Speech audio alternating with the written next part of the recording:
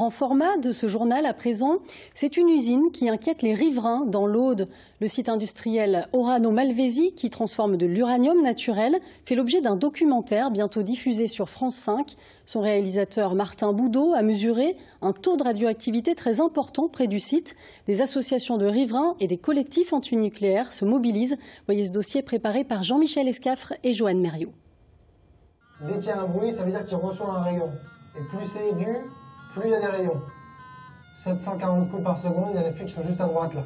Sur le site d'Orano Malvezzi, 800 coups, 900 coups, 1000 coups par seconde. 1100 coups par seconde, 1200 coups par seconde. le taux de rayons gamma peut monter à 2000 coups par seconde, alors que la radioactivité naturelle est de 50 coups par seconde. Ces mesures ont été faites récemment par Martin Boudot, journaliste d'investigation pour France 5.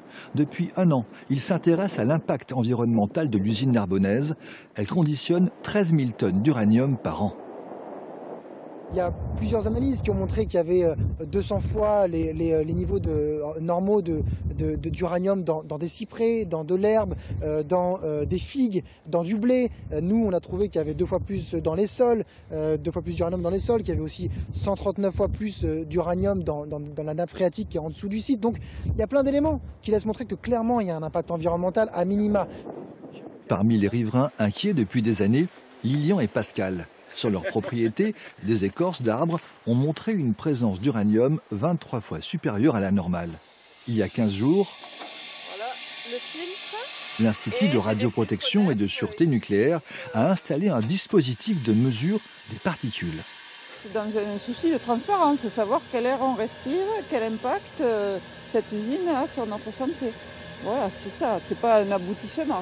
Non, ça c'est un moyen de savoir. Un moyen de savoir. Voilà.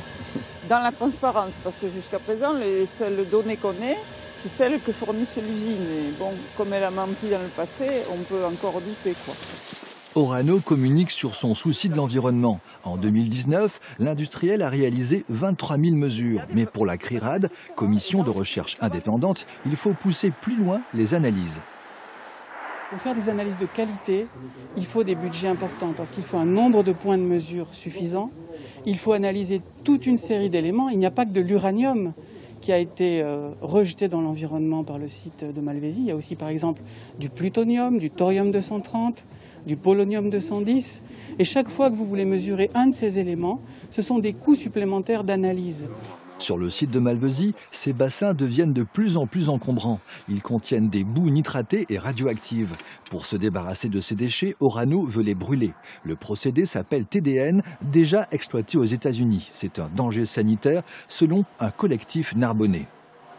On a un industriel qui continue à produire de l'uranium, certes, mais il n'est pas en capacité, avec traitement des nitrates, de le gérer puisque ça ne marche pas. Il y a des problèmes de colmatage, donc c'est un problème en plus finalement.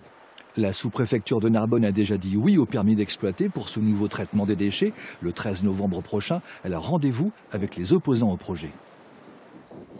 L'actualité